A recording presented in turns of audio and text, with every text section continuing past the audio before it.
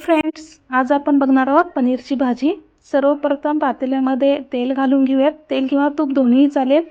मी तेल आणि तूप दोन्ही घातले। तेल तापल्यानंतर यामध्ये जिरे, हिंग आणि आलं लसूणची पेस्ट घालून घेतलेली आहे। ती चांगली भाजल्यानंतर यामध्ये आपण बारीक करून घेतलेला कांदा घालत आहे। हा कांदा मी भाजून बारीक केलेला आहे। यासाठी मी 4 ते 5 कांदे वापरलेले आहेत।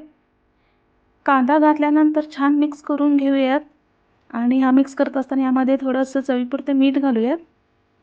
कांदा जास्त भाजण्याची गरज नाही, कारण आपण त्याला अगोदरच भाजून बारीक केलेला आहे। आणि यानंतर आपण टोमॅटो घालूयात। टोमॅटोची पेस्ट हा देखील मी भाजून बारीक केलेला आहे आणि यासाठी मी 4 टोमॅटो वापरले आहेत।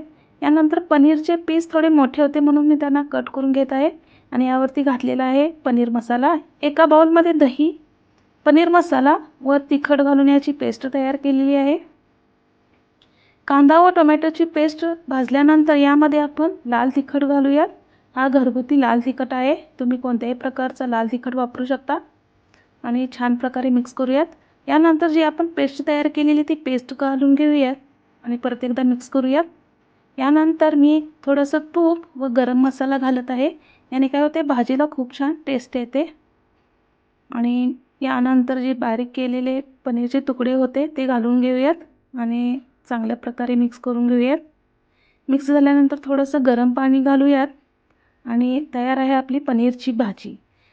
भाजी तयार झाल्यानंतर यामध्ये तूप आणि गरम मसाला घातलात ना, भाजीला अगदी छान अशी टेस्ट येते। आणि बघा किती छान भाजी दिसत आहे पनीरची। आणि ही पनीरची भाजी माझी मुलगी टेस्ट करत आहे। बघूया भाजी कशी झाली आहे। भाजी खूप छान झाली आहे असं ती सांगत आहे। आणि पूर्ण व्हिडिओ बघितल्याबद्दल धन्यवाद।